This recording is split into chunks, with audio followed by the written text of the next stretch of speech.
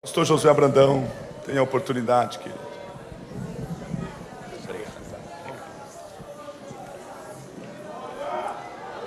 Aleluia.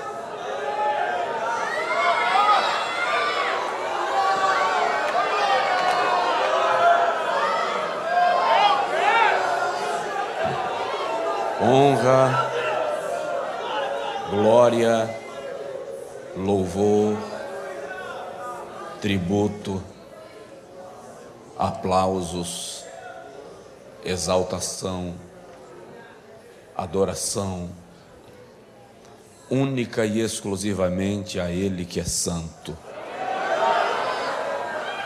Santo, santo. Eu vos saúdo com a doce paz do Senhor Jesus.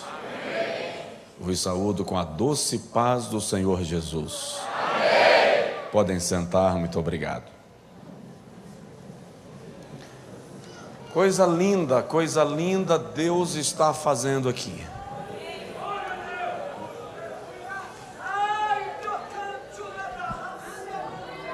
Eu quero saudar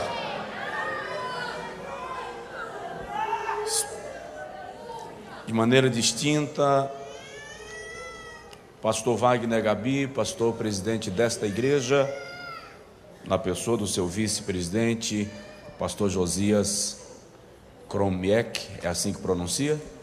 Obrigado, pastor. Muito obrigado por nos receber aqui. Minha gratidão ao pastor Wagner e o meu distinto abraço, bem como ao seu co-pastor, em nome de Jesus. Ao conselho ministerial desta igreja, presente aqui no púlpito ou na nave do templo, muito obrigado por nos receber. Pastor Ney, com a equipe da UMADSE, muito obrigado pelo convite, pelo carinho, pelo desvelo, pela recepção e pelo cuidado conosco aqui. Muito obrigado, Deus abençoe e vos honre poderosamente. Pastor Ival Teodoro, presidente da convenção desse estado, um prazer revê-lo, que a mão de Deus permaneça sobre o senhor e toda a diretoria e comissão. Pastor Josias, bom revê-lo. Pastor Josias Aristiche, Deus abençoe. Uma alegria. Irmã Joane Bentes, Deus abençoe. A Joane esteve conosco em Feira de Santana, ministrando para as nossas crianças e foi uma dádiva. Mas de modo muito especial eu quero saudar todos os jovens que compõem a UMADSE. Vocês são um tesouro incalculável que esta igreja tem. Vocês são muito especiais para Deus. E eu estou convencido de que tem algumas coisas que Deus faz por muitos em função de uns poucos. E eu digo para vocês que Deus vai fazer coisas grandes em Curitiba por causa de vocês. De alguma forma Ele olhou para vocês, apontou o dedo e disse: estou interessado neles, me importo com eles. Então que Deus abençoe vocês, que o ano seja de vitória, mas mais que isto, que a vida seja de vitórias, em nome de Jesus. Deus abençoe poderosamente a cada um de vocês. Eu venho da Bahia, Feira de Santana, mais precisamente, onde estamos servindo ao Senhor e fazendo alguma coisa para Deus, deixando o diabo nervoso. Ele está ficando chateado, mas temos nada a ver com ele, nosso negócio é com Jesus, né, irmão? Deus está nos abençoando. Eu vinha falando com o pastor Ney, nós adquirimos uma área para a construção do nosso templo em Feira de Santana. É uma área boa, uma área de 35 mil metros no centro da nossa cidade. Feira de Santana é uma cidade de 700 mil habitantes aproximadamente. Mas o que mais me encanta na área, pastores, é porque é o terreno onde a cidade nasceu. A cruz que marca a primeira missa realizada na cidade está dentro do terreno que a igreja comprou. Tudo bem que do ponto de vista religioso isso gerou e está gerando um certo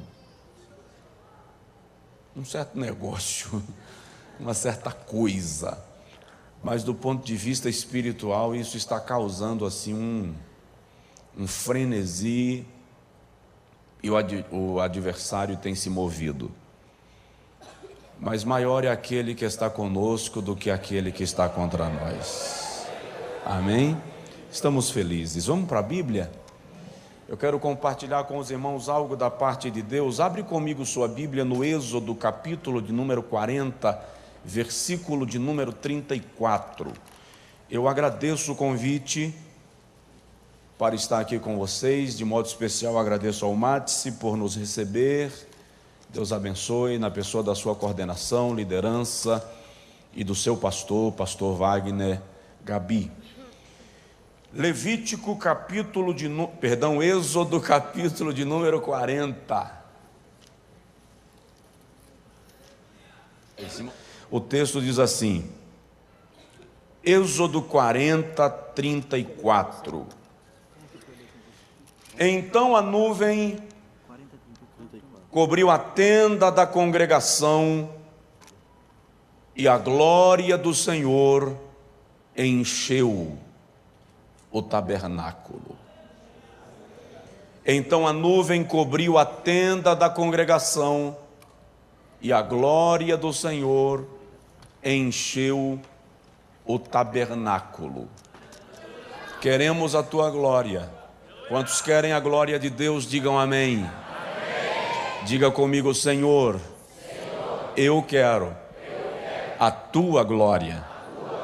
Diga comigo, Senhor, eu não me conformo com nada que seja menos do que a tua glória. Amém. Agora dá uma olhada no irmão que está do seu lado e diz para ele assim: dar glória a Deus aqui é de graça, tá? Paga nada. Nós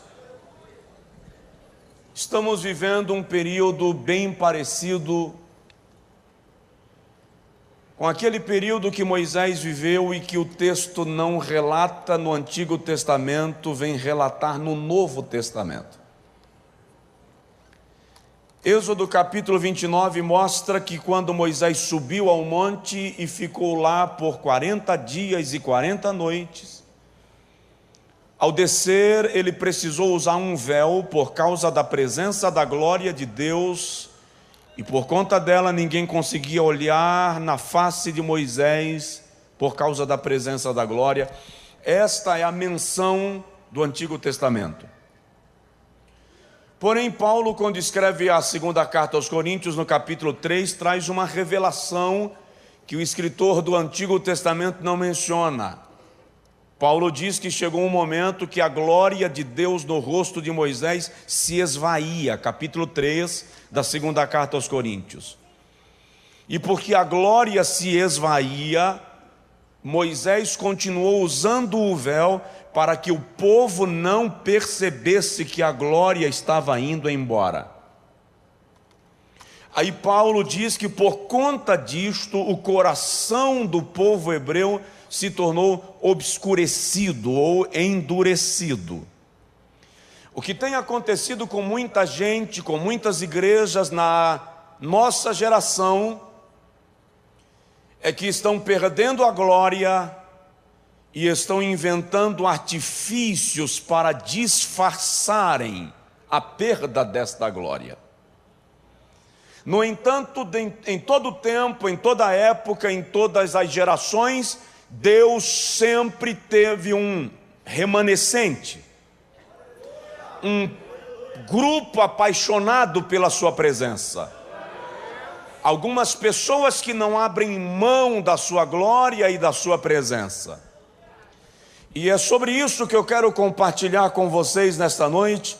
E se eu fosse dar um tema a esta pregação, e não pretendo, contrariando as regras da homilética, mas eu falaria sobre as 5 fases da glória divina. O pastor me disse para eu ficar tranquilo com o horário. Mas eu brinquei com o pastor aqui do meu lado que eu sou neto de pastor presbiteriano. E o meu pai foi pastor batista tradicional. E dizem que quando um pastor presbiteriano tira o relógio na hora da pregação, ele está dizendo assim: prometo não passar da hora.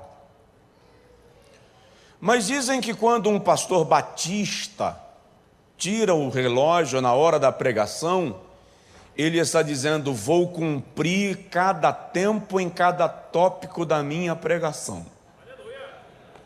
Mas dizem que quando um pastor assembleano tira o relógio, ele está dizendo assim: não quero essa coisa me incomodando. Como eu tenho um pouco de cada, fique tranquilo que eu prometo não passar da hora, cumprir cada tempo de cada tópico da pregação, mas não quero essa coisa me incomodando. Tá? Queridos, o livro do Êxodo é o livro no qual Deus volta a tratar com a descendência de Abraão, tirando os hebreus do Egito para, a partir daquele povo, formar uma nação organizada. O Êxodo também é o livro no qual Deus dá a esta nação, a este povo que se tornaria uma nação, a sua legislação, as leis que deveriam regrar, reger, maestrar a sua conduta do ponto de vista cerimonial, do ponto de vista civil, do ponto de vista jurídico. Também é no livro do Êxodo que o Senhor traz revelações extraordinárias do seu poder, da sua majestade e do seu milagre para os hebreus, revelando-se para todas as nações da terra, por onde aquele povo foi passando rumo à terra que o Senhor havia prometido a Abraão, seu pai. No capítulo 25 do Êxodo, de modo muito especial, nós encontramos quando Deus ordena a Moisés a construção do tabernáculo.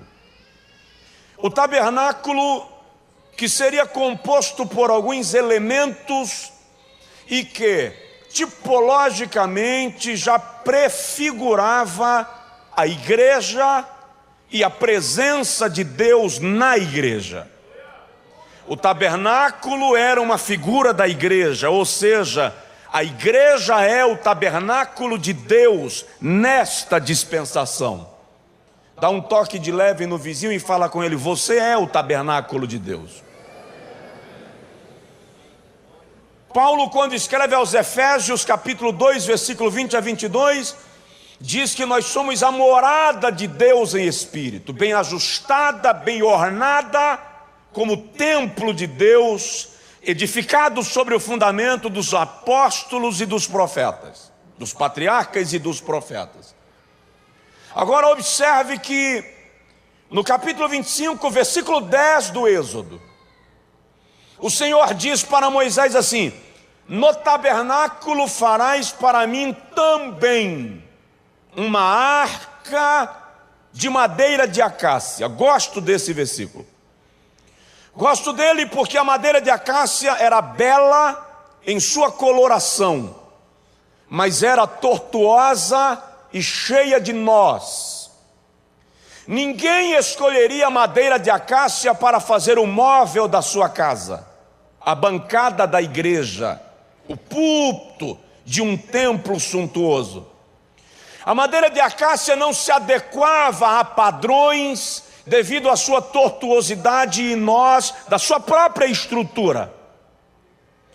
Trabalhar com ela era tão ruim que o Senhor, no capítulo 31 do Êxodo, diz a Moisés assim: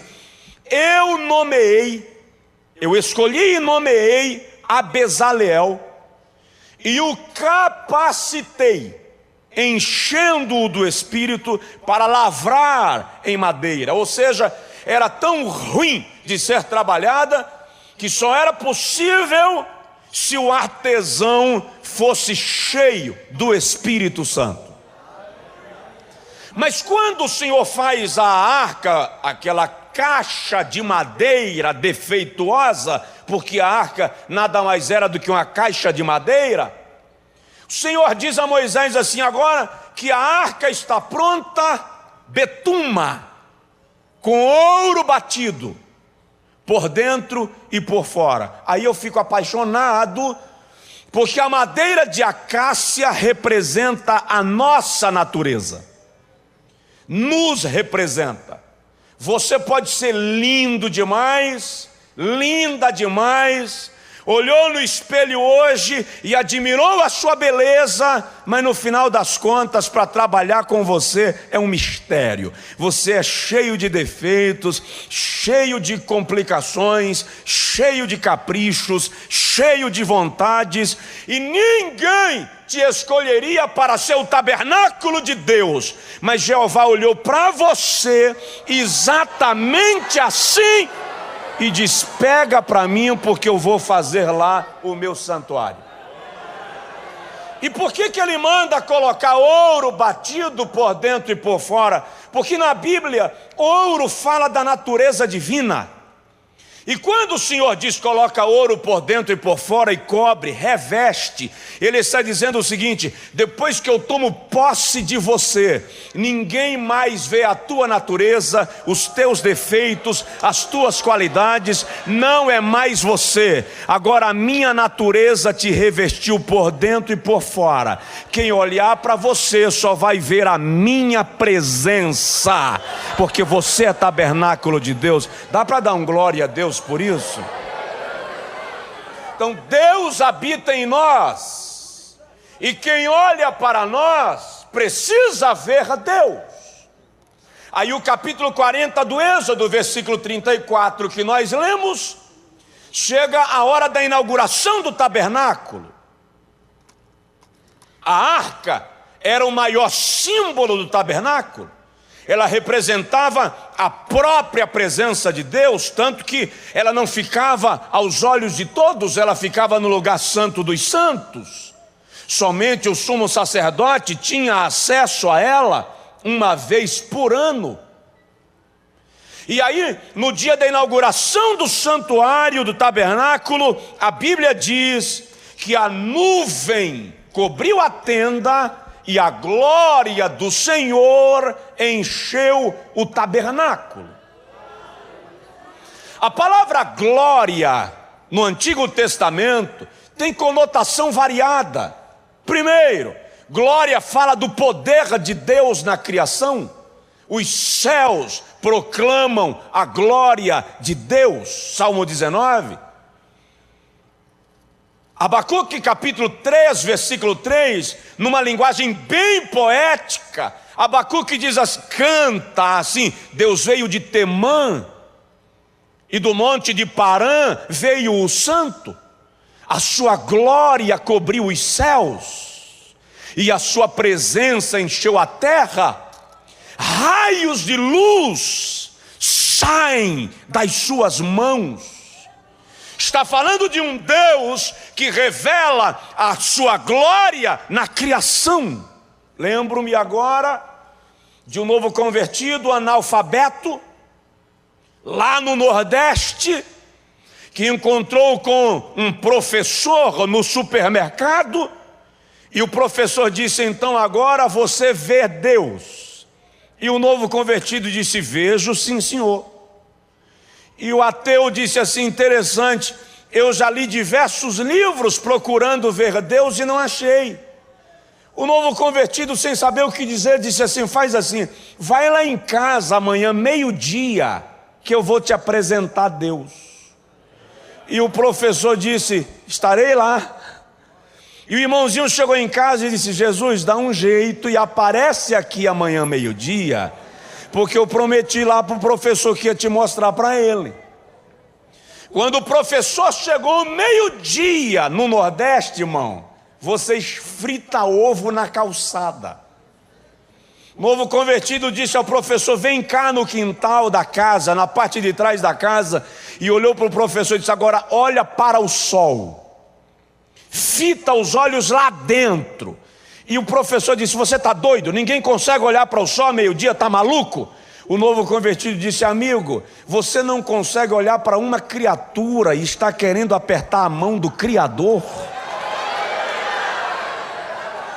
Os céus proclamam a glória de Deus. Segundo, na Bíblia, glória fala de resplendor, brilho, fulgor. É aquilo que um hebreu chamaria de kabod, o brilho da presença de Deus. No Novo Testamento é doxa e fala do poder da majestade, do impacto da sua chegada, um impacto tão extraordinário que o Senhor diz a Moisés: ninguém pode ver a minha glória, a minha face e ficar vivo. O que você encontra no Antigo Testamento é a visão da semelhança da glória. Ezequiel 1, porque a glória ninguém conseguia contemplar. A presença de Deus no Monte Sinai, no Êxodo capítulo de número 16, é tão extraordinária que o povo diz assim: Moisés, nós não queremos falar com Deus, temos medo de Deus.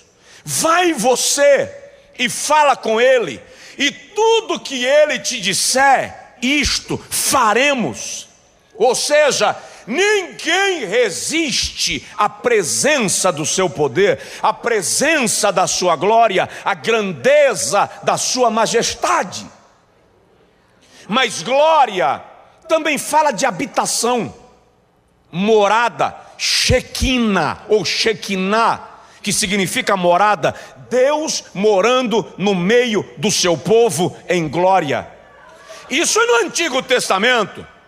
Porque no Novo Testamento Deus não mora no meio do seu povo, Deus habita no seu povo. Ele habita em você, Ele mora em nós. E isso é extraordinário, porque se nós queremos ver a glória de Deus agora, nós não olhamos mais para o monte, basta nós olharmos para a face um do outro. Dá uma olhadinha aí no seu vizinho e diz para ele: eu consigo ver a glória de Deus em você. Eu consigo ver a glória de Deus em você. Eu gostaria tanto que a igreja da minha geração tivesse consciência do que significa ser igreja. É muito mais do que ser membro de uma denominação. É uma representação da autoridade espiritual de Deus na terra. Mas vamos dar uma caminhada na Bíblia sem estender muito sobre algumas fases da glória de Deus, para você compreender em que condição chegamos aqui. Se o irmão compreender a grandeza do que é ser igreja, então esse congresso vai mudar completamente a tua história e o teu estilo de vida. A primeira fase, o primeiro momento da glória de Deus na Bíblia é quando a glória foi prometida.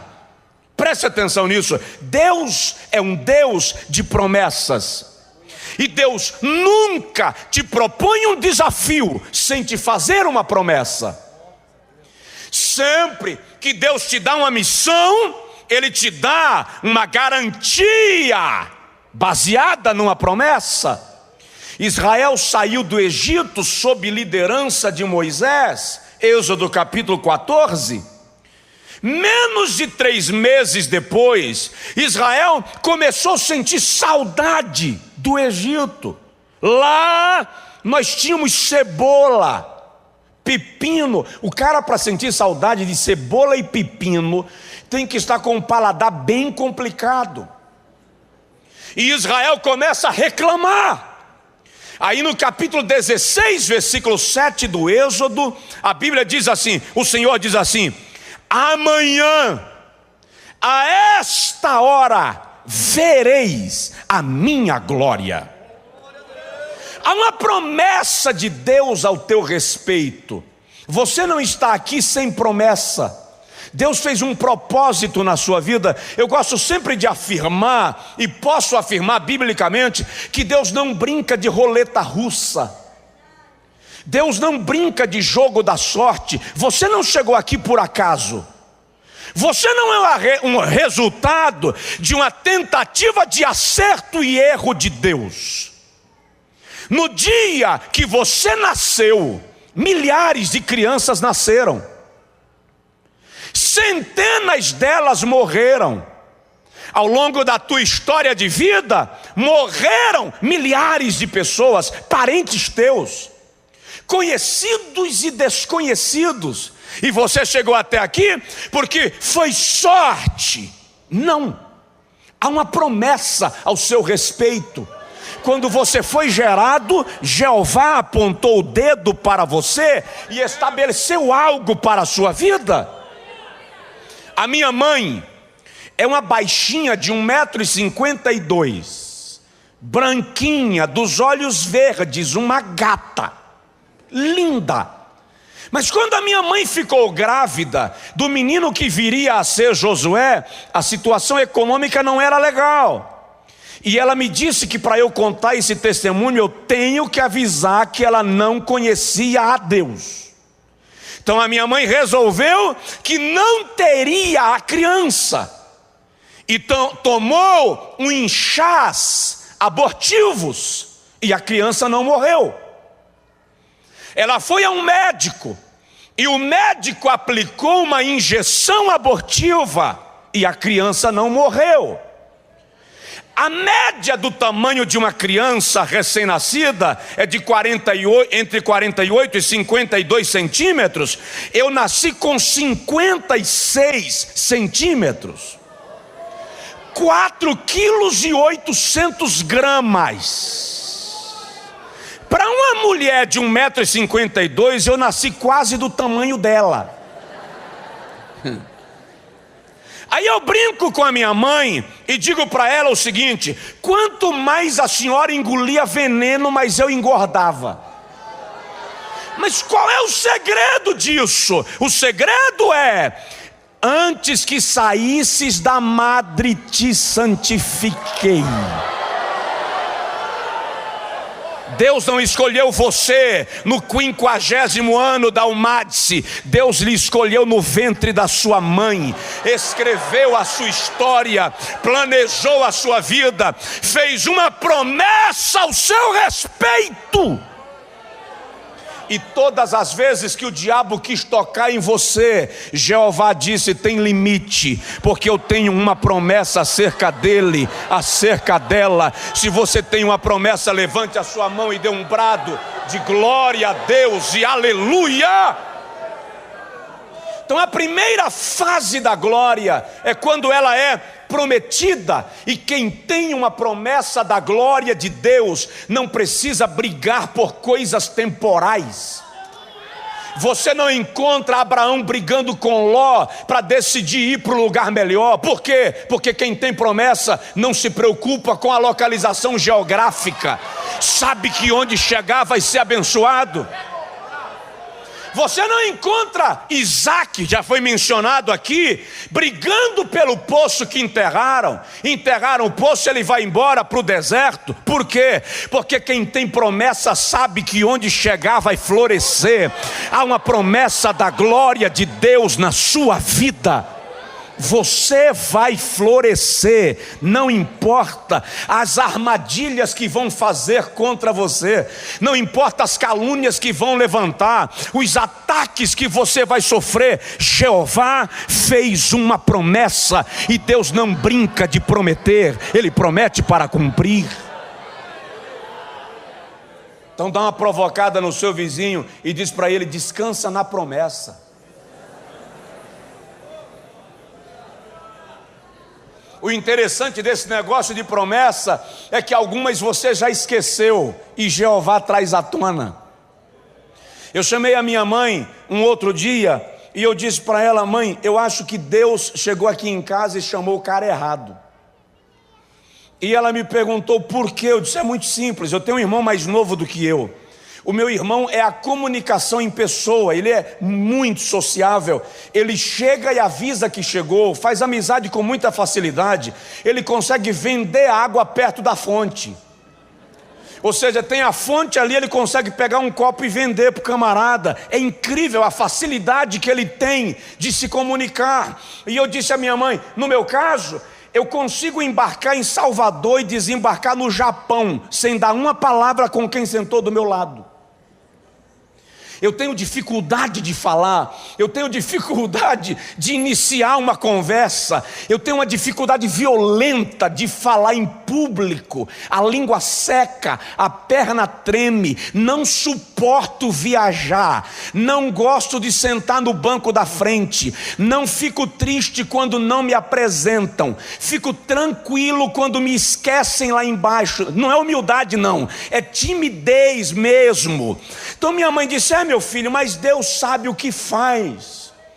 Aí vim pregar em Santa Catarina, numa cidade chamada Itapema, num congresso da igreja do Evangelho Quadrangular. Quando eu desci do púlpito, a esposa do pastor veio me saudar. Quando eu estendi a mão, ela bateu na minha mão e me abraçou, e o Senhor tomou-a em profecia e disse assim, não digas que eu escolhi o homem errado, porque eu simplesmente não erro. Se Deus te fez uma promessa, Ele vai cumprir, porque Ele não esquece daquilo que prometeu. Diga glória a Deus. A segunda fase da glória divina, primeiro, ela é prometida, você vai entender. Em segundo lugar, a glória é revelada. O Senhor promete a glória e revela. É só ler Êxodo 16:10. A Bíblia diz que quando Israel olha para o deserto, a glória de Deus aparece na nuvem. Deixa eu te explicar uma coisa, há um desejo de Deus de nos revelar a sua glória. Há um desejo de Deus de nos mostrar as coisas extraordinárias que Ele tem para nós. E é interessante que antes mesmo de revelar a glória para Israel, Ele a revelou para Moisés, no Monte Sinai. Quando Moisés vê uma sarça que arde em chamas e não se consome, e Moisés vai para lá, e quando chega perto da sarça, o Senhor diz, tira as sandálias dos teus pés, porque o lugar que você está é terra santa. E quando Moisés descalça os pés, o Senhor diz assim, eu sou o que sou. Eu gosto desta revelação de Deus, que quando o Senhor diz a Moisés assim, vá a Faraó e diga a Faraó que eu mandei liberar meu povo, Moisés diz assim, quem sou eu para ir a Faraó? Aí Jeová diz assim, quem disse que é você? Pode ler a Bíblia. O Senhor não diz, vá que eu estou contigo. Ele diz, vai e eu sou contigo. Em outras palavras, Deus estava dizendo, não é você quem vai fazer sou eu. Você é só o meu canal, você é o meu microfone, você é o meu porta-voz, mas quem vai fazer a obra sou eu. Aí Moisés diz assim, tá, e quando eu chegar lá e eles me perguntarem pelo teu nome, o que eu respondo? O Senhor diz assim, diga para eles apenas Yahweh, Yahshua, Yahweh. Eu sou o que sou. O que é isso? Quando Deus disse a Moisés, eu sou o que sou, Ele estava dizendo, eu sou o Deus de cada situação. Em outras palavras, Deus estava dizendo assim, eu sou o que você precisar que eu seja. Eu vou traduzir. Deus estava dizendo a Moisés: se você tiver fome, eu sou o pão. Se você tiver sede, eu sou a água. Se você estiver doente, eu sou quem te sara. Se você estiver caído, eu sou quem te levanta. Se você estiver fraco, eu te fortaleço. Se estiverem te perseguindo, eu sou o teu refúgio. Na batalha, eu sou a tua vitória. Deus estava dando a Moisés uma revelação da sua glória. E ao longo da trajetória de Israel, a glória foi sendo revelada. Presta atenção nisso. Na tua trajetória não vai faltar tribulação, mas a glória vai estar sempre lá. Em nenhum momento Jeová garantiu que você vai ter uma vida de tranquilidade e que ninguém vai falar de você, ninguém vai te atacar, o diabo vai fazer continência quando você chega. Ele vai agir, ele vai reagir, mas a glória de Deus abre o teu caminho, a glória abre a porta, a glória vai ser revelada. Dá uma provocada no seu vizinho e diz para ele: a glória vai ser revelada, a glória vai ser manifesta. Tem paciência. Existe um momento de a glória ser revelada. Deus sabe a hora certa. Agora presta atenção, às vezes demora, não é porque Deus esqueceu, é porque Deus não dá vitórias em segredo. As vitórias de Deus são públicas. E às vezes a vitória demora a chegar, não é porque Deus não ouviu a oração, é porque Ele está convidando algumas pessoas para virem assistir a sua vitória. Tem gente que precisa sentar para ver Deus revelar a sua glória na tua vida. Quem são? Gente que riu de você, gente que subestimou você, gente que pisou você, gente que não acreditou na promessa de Deus em sua vida. Isso aqui não é vingança, positivismo, não. Isso aqui é glória para Deus. O salmista diz assim: preparais uma mesa perante mim, onde? Na presença dos meus inimigos. Deus vai revelar a glória, mas Ele está convidando algumas pessoas para verem a glória que Ele vai revelar através da tua vida. Alguém vai ter que assistir esse negócio, mas a glória vai ser revelada. E para Israel, a glória foi revelada no deserto, na nuvem, no templo, no tabernáculo, no rosto de Moisés. A questão é que nós queremos formatar Deus. A glória de Deus vai ser revelada no culto tal, com o pregador fulano. Presta atenção, Deus não se submete a critérios humanos. Ele revela a sua glória de onde você menos espera, onde você menos pretende. Ele vai te surpreender. Queremos que Deus trabalhe dentro de uma formatação nossa. E nós, assembleanos de modo particular, desenvolvemos a ideia de que Deus trabalha sob os seguintes aspectos. E aí Ele fica olhando para nós e diz assim: vou deixar você fazer a sua parte inteira. Quando você termina de fazer, aí Jeová diz assim: ninguém me maestra, ninguém me diz o que fazer. Eu faço como eu quero, da forma que eu quero, na hora que eu entendo.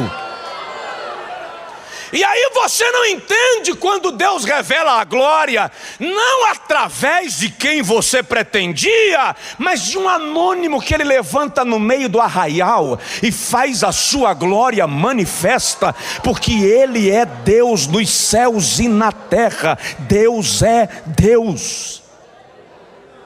A glória será revelada na sua vida. Alguns olham para a sua tragédia no deserto, para a sua angústia no deserto e dizem: vai morrer. Mas Deus está criando uma oportunidade para a revelação da sua glória. Vai chegar. Primeiro a glória foi prometida, diga amém. Agora dá uma olhadinha no vizinho e fala com ele assim: eu tenho uma promessa. Segundo, para Israel, a glória foi revelada. Eles viram a glória de Deus. Mas presta atenção nisso. O fato de Israel ver a glória de Deus não impediu Israel de pecar. O fato de Israel ver a glória de Deus não lhes impediu de caírem na idolatria e se afastarem de Deus. Então vem a terceira fase da glória. A glória foi perdida. Eu vou repetir, a glória foi perdida. Eu estive pregando na festa do centenário das Assembleias de Deus em Belém do Pará. Ouvi um pastor sueco ministrando, e ele é o pastor da igreja, hoje, da igreja onde Daniel Berg congregara. E ele disse assim: o avivamento que vocês estão vivendo hoje, a Europa já viveu. E se vocês não tomarem cuidado, vocês viverão o que nós estamos vivendo. E ele disse: por quê? Porque vocês estão institucionalizando o avivamento. A glória pode ser perdida. Israel perdeu a glória. Eu sei que esse não é um momento de muito glória a Deus, agora é um momento de reflexão. É um momento de repensar a nossa trajetória.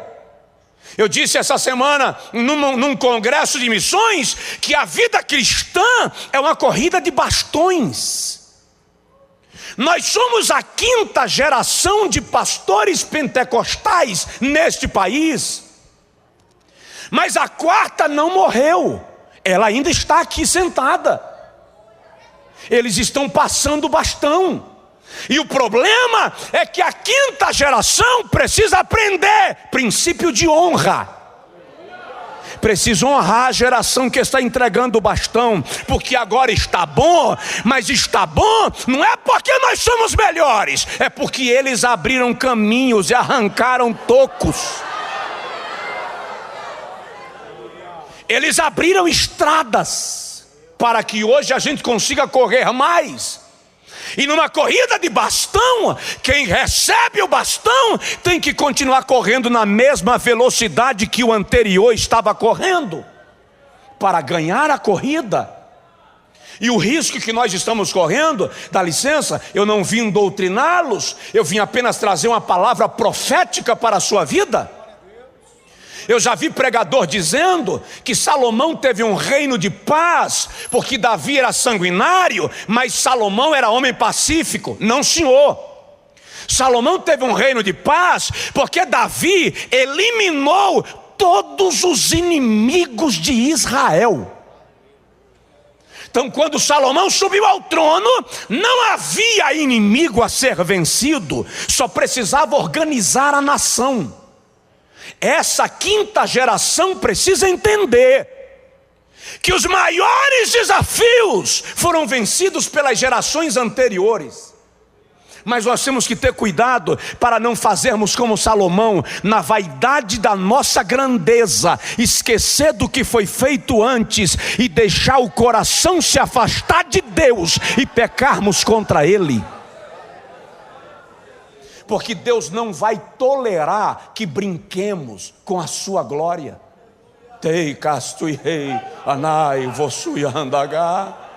Deus é muito sério. Deus é muito sério. A vida cristã não é a vida da empolgação, é a vida do compromisso, da aliança. Quando Israel foi à guerra sob os dias de Eli, havia pecado no altar. O que aconteceu? A arca foi levada para a guerra, mas não voltou.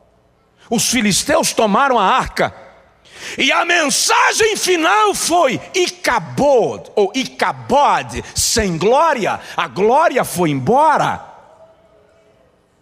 40 anos depois é que Davi foi buscar a arca para trazê-la de volta, e ele canta no Salmo 26 e diz assim: eu amo, ó Senhor, o lugar da tua casa e onde permanece a tua glória. Porque sem glória o culto não tem graça. Porque sem glória tem boa pregação e bons pregadores, mas não tem graça. Porque sem glória tem música bonita, mas não tem adoração. Nós não podemos perder a glória. Dá um toque assim de leve no vizinho, agora dá devagar, e diz para ele assim: não perca a glória.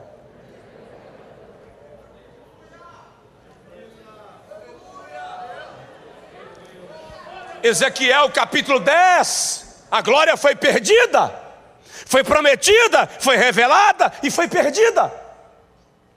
Eu sempre recebo Ezequiel 10:4 como tema de grandes congressos, e a glória do Senhor encheu a casa.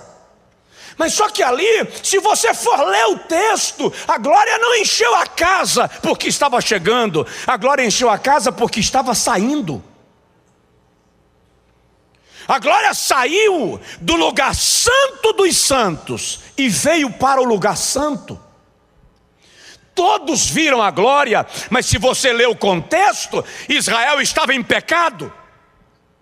E Deus já havia levantado profetas para falar, e ninguém atendia. Então Jeová fez o quê? Tirou a glória do lugar santo dos santos e trouxe para cá, como se dissesse: vou fazê-los verem a minha glória para que se arrependam. E Israel continuou no pecado. Aí o capítulo 10, versículo 11 de Ezequiel diz que a glória saiu do lugar santo e foi para a porta do templo, e o povo continuou pecando. Aí o versículo 19 diz que a glória saiu da porta do templo e foi para a porta da cidade, abandonou a igreja e foi para a porta da cidade. Era Deus dizendo: se vocês não mudarem, eu vou retirar a minha glória. E Israel continuou pecando, e a glória saiu da porta da cidade, Ezequiel 11:23, e foi lá para o Monte das Oliveiras. Você vai entender. Foi para onde? Diz aí para o teu vizinho: Monte das Oliveiras. Foi para o Monte das Oliveiras, e Israel ficou sem glória. E quando uma igreja fica sem glória, ela faz como Moisés: mantém o véu para ninguém perceber, disfarça para ninguém ver, finge que tem glória para não perder a empolgação. Só que a alma sabe a diferença da glória e da empolgação. A alma não se satisfaz sem a glória. O que nós mais precisamos é da glória de Deus. Fui convidado para pregar numa igreja muito rica, muito chique, muito linda, alguns anos atrás. Não tinham caixas de som espalhadas no templo. As caixas eram todas embutidas na parede, disfarçadas com cortinas. Uma coisa linda, um espetáculo de igreja. Preguei sábado à noite, não senti Jesus, não senti a presença de Deus. Saí do culto chateado, consternado, angustiado. Cheguei no hotel, estava um frio violento, e eu ajoelhei, e eu disse: Jesus, fala comigo, o que é que está acontecendo? Por que a tua presença não está lá? Porque eu não senti tua presença? O que está errado em mim? Eu preciso da tua presença. Orei até 5 da manhã, 5 da manhã não aguentei o sono, deitei, levantei 6 e ajoelhei, e fui orar até as 8 da manhã. Aí o Senhor me disse assim: o meu espírito não pode conviver com eles. E eu disse a Deus: como assim? Eu estou na dispensação da graça. Na dispensação da graça isso não existe. O Senhor me disse: graça, Josué, não é a permissão para pecar. Graça é o poder para vencer o pecado.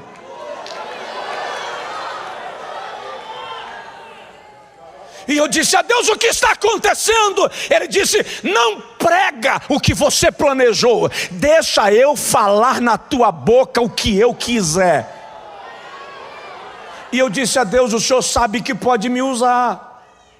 Quando eu cheguei na igreja, o pastor me levou no gabinete para um momento de oração. E eu disse para ele: pastor, deixa eu te falar um negócio. Deus falou algo comigo constrangedor hoje pela manhã.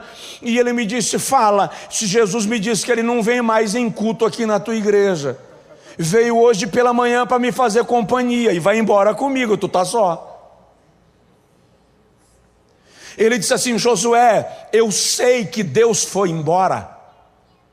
Eu sei que Deus não se revela mais aqui. Só que eu estou com mãos e pés atados, não tenho poder de fazer mais nada. Eu perguntei para ele: e se Deus quiser fazer, o senhor deixa?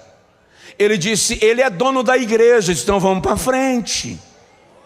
E eu comecei a ministrar, e acredite se você quiser, eu não tenho problema de memória, graças a Deus. Eu consigo lembrar bem das coisas, graças a Deus. Mas daquela manhã, eu não lembro o versículo que eu li, eu não lembro uma palavra que eu falei, eu não lembro nada que eu disse. Eu só lembro que com 20 minutos de pregação, uma multidão levantou na galeria e começou a descer.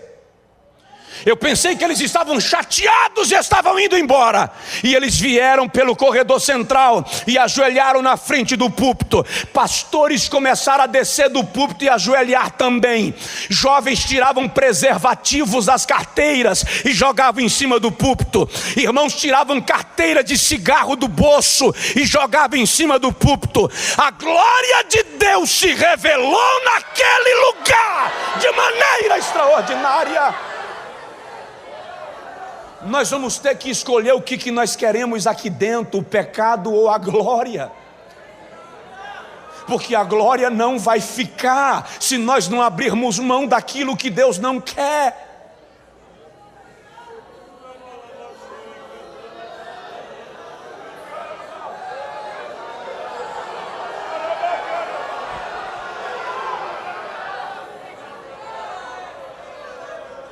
E não se magoe comigo, por favor.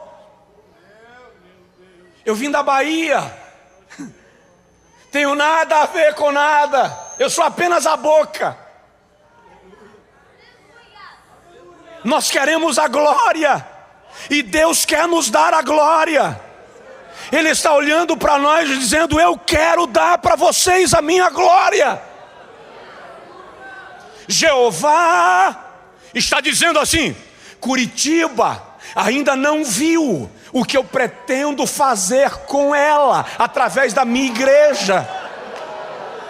Jovens, o Espírito de Deus me diz que vocês não conhecem os anos áureos do poder de Deus sobre esta igreja, não ainda.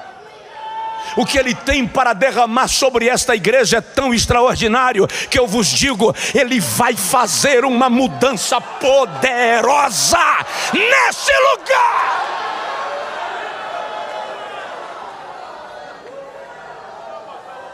Anagastri Eiramai Devasuriei Mahandorabadagast.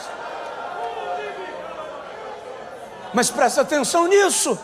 Deus nunca vai te dar nada sem te pedir algo. Sempre que você quiser algo de Deus, você vai ter que dar algo para Deus. E se você quiser tudo de Deus, dê tudo para Deus. Se você quer glória, então não meça esforços para atender a direção divina. Deixa o resto em pena, obedece. E a glória vem. Eu estou sentindo o Espírito Santo de maneira muito clara aqui esta noite.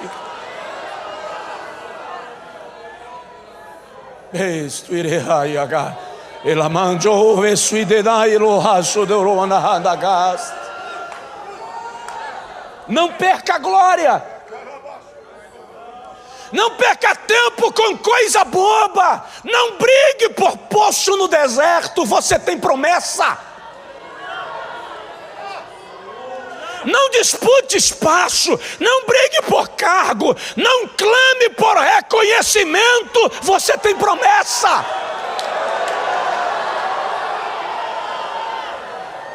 Quem tem promessa não precisa de nada disso, gente.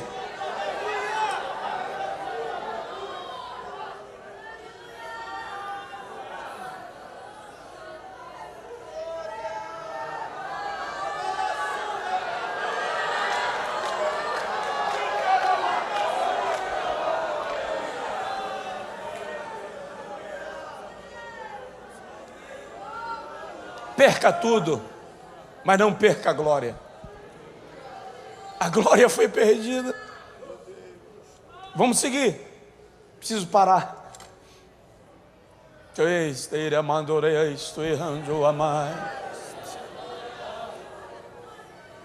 Do que adianta aquele namorado lindo sem a glória? Aquela menina desenhada a lápis sem a glória? Para quê?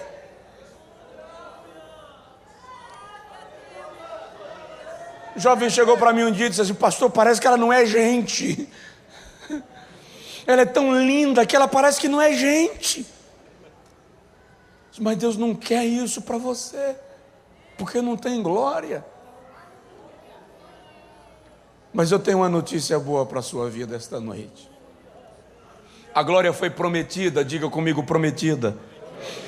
A glória foi revelada, diga comigo, revelada. A glória foi perdida, fala, perdida. Em quarto lugar, a glória foi recuperada. Veja que coisa linda é a Bíblia, que coisa encantadora é a palavra de Deus. A glória sai do templo em Ezequiel 10, vai para a porta do templo, para a porta da cidade, para a porta e para o Monte das Oliveiras em Ezequiel 11, 23. Israel fica um período inteiro sem a presença da glória. De repente surge uma virgem grávida. Uma virgem grávida. Isso é um choque para todo mundo. E José só encarou aquele negócio porque Jeová apareceu para ele através de um anjo numa madrugada e disse: segura aí, porque esse negócio é meu. Eu estou envolvido nisso. E se Deus estiver envolvido, querido, pode marchar. Aí Maria fica grávida e ganha um neném, dá à luz a uma criança. E João, o apóstolo, não achou palavras para escrever aquele negócio, e ele escreve assim: e vimos a sua glória, como a glória do unigênito do Pai. A glória está surgindo, a glória está se revelando e volta a se manifestar. Jesus exerce o seu ministério ao longo de 3 anos. Ninguém influenciou a história da humanidade como Jesus de Nazaré.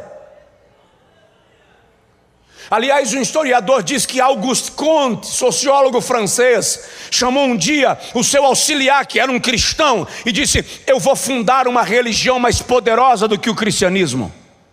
O positivismo vai suplantar o cristianismo. E o irmão auxiliar de Comte disse: você vai conseguir. Para suplantar o cristianismo, você só precisa de 3 coisas. Quais? Primeiro, você precisa nascer de uma virgem, e nessa você já perdeu. Segundo, você precisa ter poder para dar voz ao mudo, visão ao cego, audição ao surdo, vida ao morto, e você não tem. Terceira coisinha simples: você precisa morrer e 3 dias depois, em vez de apodrecer, ressuscitar e assentar-se à destra de Deus para interceder por quem acredita em você. Isso é glória. A glória de Deus estava em Israel, mas um dia Jesus está perto de ir para o Calvário. Jesus está perto de ir para a cruz, e ele resolve fazer uma oração pelos seus discípulos. João 17.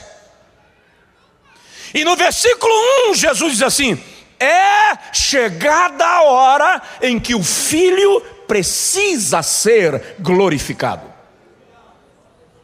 Ninguém entendeu nada, mas o Pai entendeu. Aí Jesus participa da ceia com eles, não é isso? A Páscoa e a ceia, canta um hino, e tendo cantado o hino, foi para onde?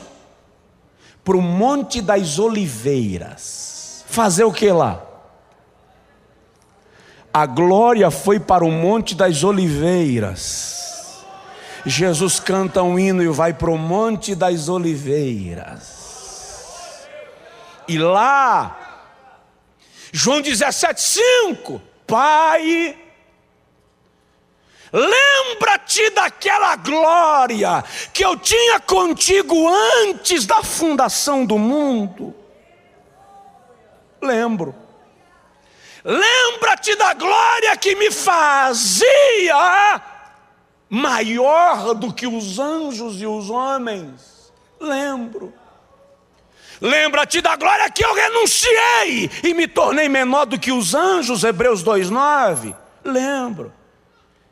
Devolve-me.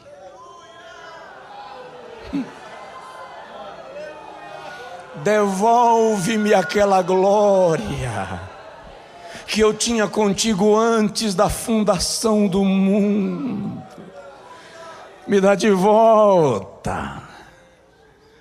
E aí, Jesus já havia afirmado antes o seguinte: eu sei que sempre tu me ouves. Então ele pede sabendo que seria ouvido. Há uma relação entre Jesus e a glória. A morte, que seria a sua derrota, foi o lugar da sua glorificação. Ele está na cruz do Calvário dizendo: está consumado, e a sua glória está sendo manifestada. O inferno achou que matando o Messias ia parar tudo. Aí quando o Messias morre, Salmo 18, e diz está consumado, acontece algo poderoso no universo. Porque Salmo 18 diz que quando Jesus morreu, Deus o Pai não conseguiu permanecer parado no trono. A Bíblia diz que o Pai se levantou. Eu vou usar a linguagem humana, até porque eu não posso usar uma divina. Quando o Pai se levanta, o que a Bíblia diz em linguagem bem humana, Salmo 18, é poético. Diz que o Jeová encheu os pulmões. E quando ele soltou, das suas narinas saíram fogo.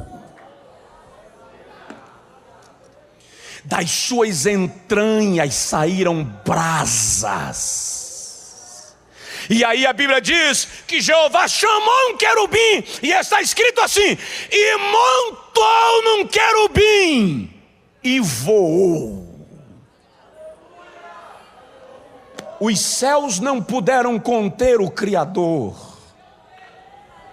Diante da morte do filho, ele voa ao redor do universo. E é quando ele passa na frente do sol, que o sol nega a sua luz, faz continência, se esconde diante do Criador, se entrega, se curva diante dele.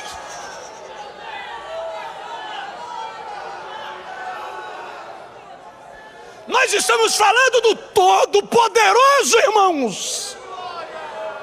E quando ele fecha o círculo, a terra não aguenta e entra em colapso, e a terra treme.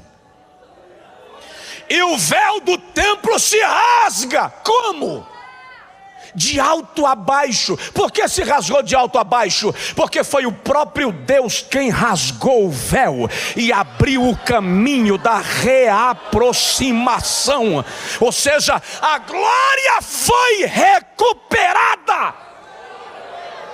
E quando Jesus ressuscita, ele ressuscita em glória. Olha o que João vê, já vou parar.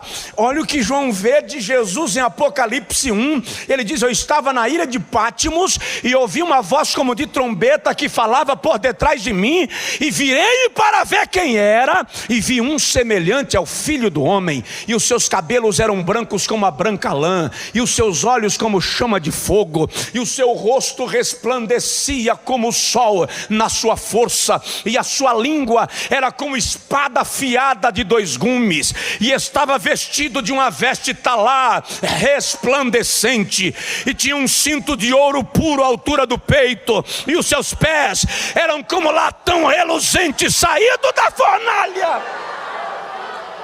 Aí João diz assim: quando eu o vi, caí aos seus pés como morto, mas ele me tocou com a mão direita e disse: não temas, João, eu sou aquele que fui morto, mas estou vivo pelos séculos dos séculos, e tenho nas mãos as chaves da morte e do inferno. Jesus tomou a glória. Acho que você deveria dar um brado de glória a Deus.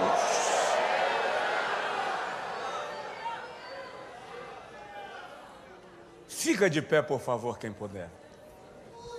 Tem que parar, irmão.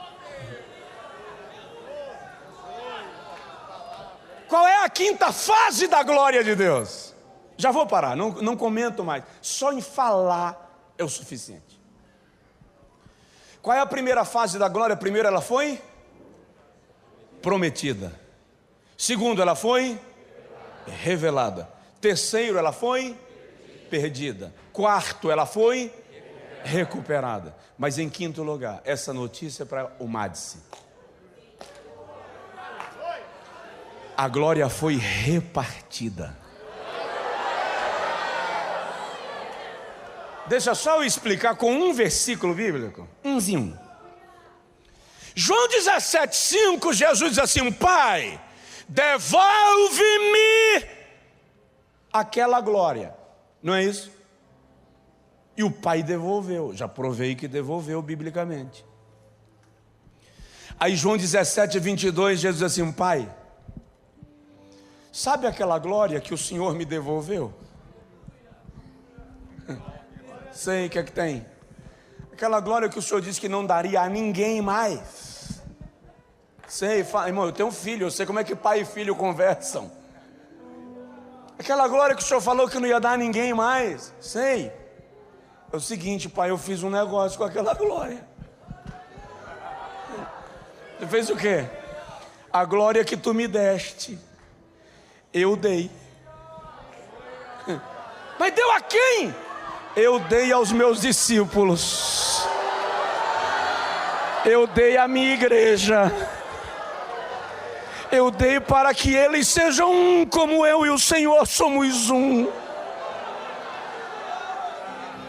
É por isso que eu disse no início que se você quer ver a glória de Deus hoje, não precisa da tenda, não precisa da arca, não precisa da nuvem. Olha para o irmão do teu lado. A glória está aí. A glória está aí. A glória está... Você não me entendeu. A glória está em você. Você tem a glória de Deus na tua vida. A glória de Deus está em você. É por isso que o inferno não te resiste. Por que o Madison completa 50 anos? Porque os líderes são capazes de conduzi-la? Não. Porque a glória de Deus vem trazendo-a em 50 anos. Quantos coordenadores ela já teve? Alguns já descansam no Senhor. Alguns mudaram de linguagem até. Mas a Madison permanece. Por quê? Mérito de homem. Glória. A glória de Deus está nesse negócio. E onde a glória de Deus está, ninguém para. Coral pode cantar? Coral vai cantar. E eu quero citar só 3 versículos, sem comentar. Salmo 24. O Salmo 24 é um salmo profético. É poético e é profético. Ele está dividido em 2 épocas, em 2 etapas, em 2 tempos. O versículo 7 e 8 já se cumpriu. E os versículos 9 e 10 ainda vão se cumprir. Os versículos 7 e 8 se cumpriram quando Jesus ressuscitou. Que ele estava sendo assunto aos céus. O salmista canta assim: levantai, ó portas, as vossas cabeças. Levantai-vos, ó entradas eternas, para que entre o Rei da Glória. Isso aqui é Jesus sendo assunto aos céus e sendo recebido de volta no trono, ao lado do Pai. E os anjos perguntam: quem é este Rei da Glória? A profecia responde: o Senhor poderoso na batalha. Ele é o Rei da glória. Mas o versículo 9 e 10 não se cumpriram ainda, vão se cumprir. E quando os versículos 9 e 10 se cumprirem, nós estaremos lá. Diz aí para o teu vizinho: eu estarei lá. Eu estarei lá. Quando a igreja for arrebatada e nós passarmos pelo tribunal de Cristo e recebermos o galardão, e nós pisarmos os portais eternos, os anjos vão cantar e vão dizer: levantai, ó portas, as vossas cabeças, levantai-vos, ó entradas eternas, para que entre o Rei da glória. Aí o coral vai perguntar: quem é este Rei da glória? As vozes do coral vão responder: o Senhor dos exércitos. O Senhor dos exércitos, Ele é o Rei da glória. Dá uma olhada no irmão que está do seu lado e diz para ele: quero te ver na glória. Pode cantar, vai lá, vai lá, vai lá, vai, solta.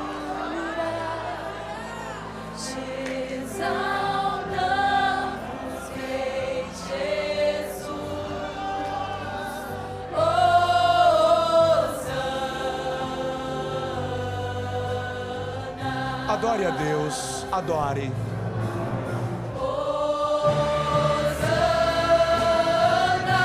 Adora, adora.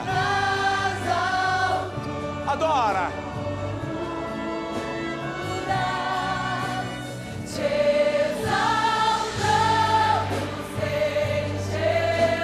Invoque o seu reino.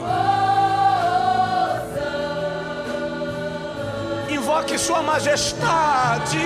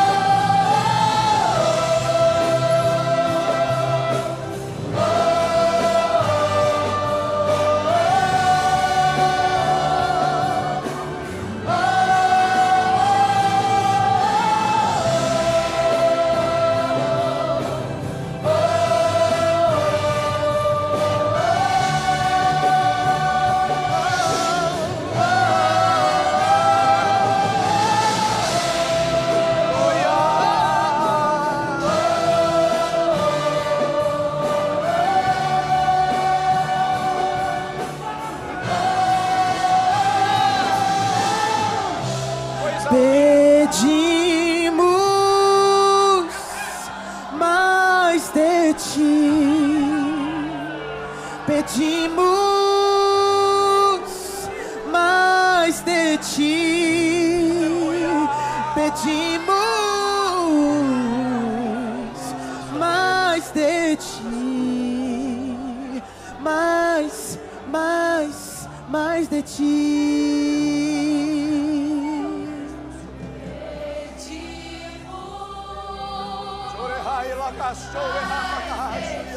Mais e mais, pedimos mais, mais e mais, Senhor,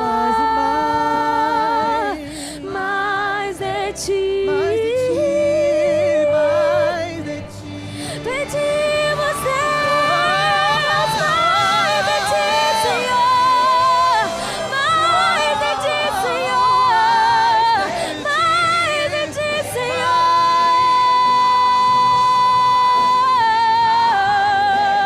mais de ti, Deus, mais de ti,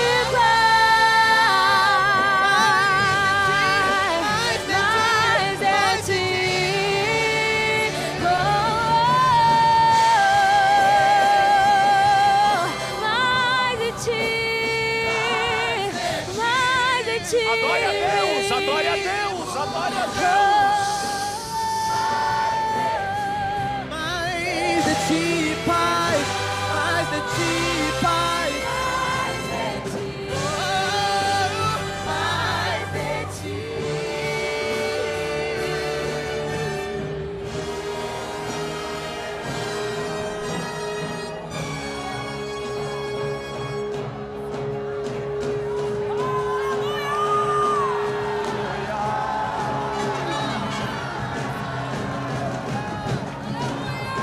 Imagina isso no céu, como vai ser?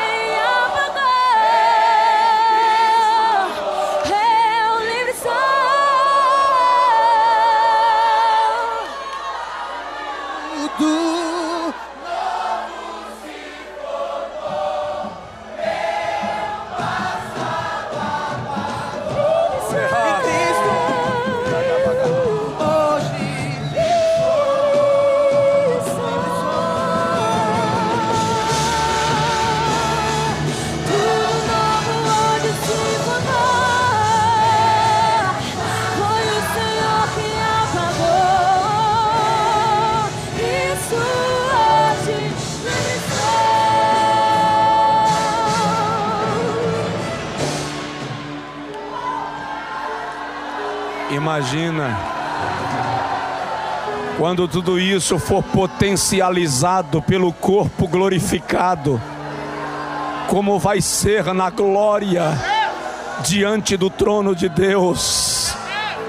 Imagina que hoje é por fé e naquele dia nós o veremos como Ele é.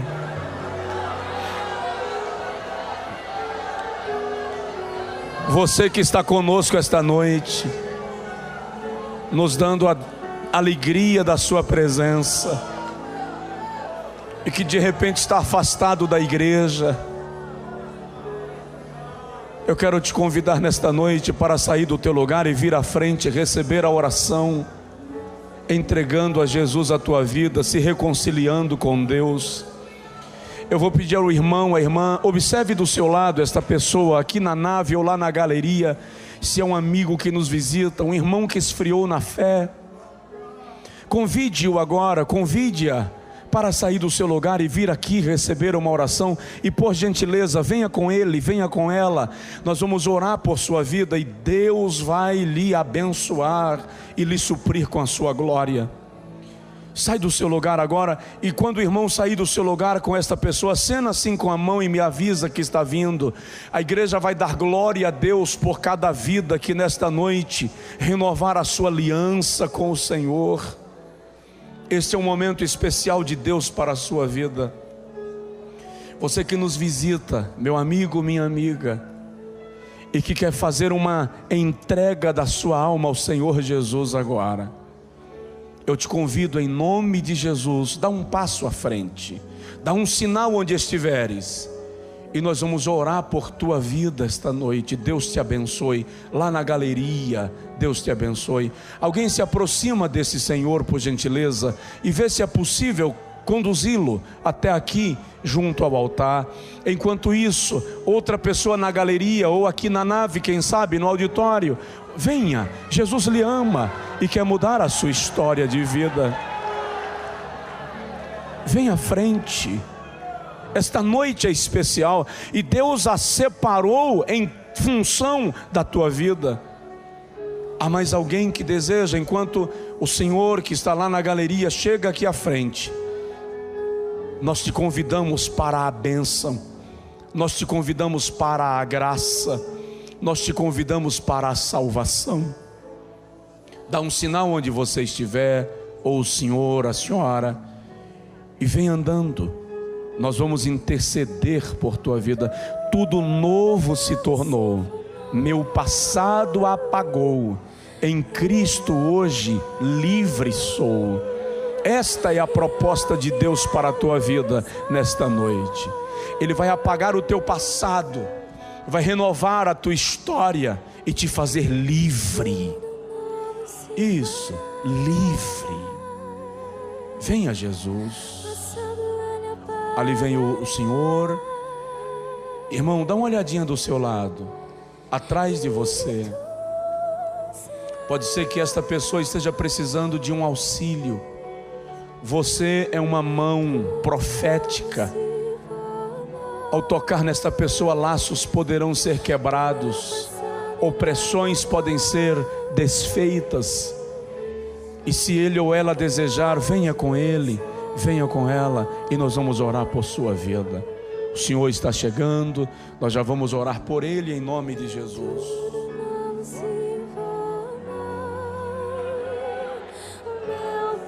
Aqui vem um jovem chorando. Esse é o Espírito da graça. Deus abençoe, Deus abençoe. Aleluia, aleluia. Há mais alguém? Se houver, sinaliza.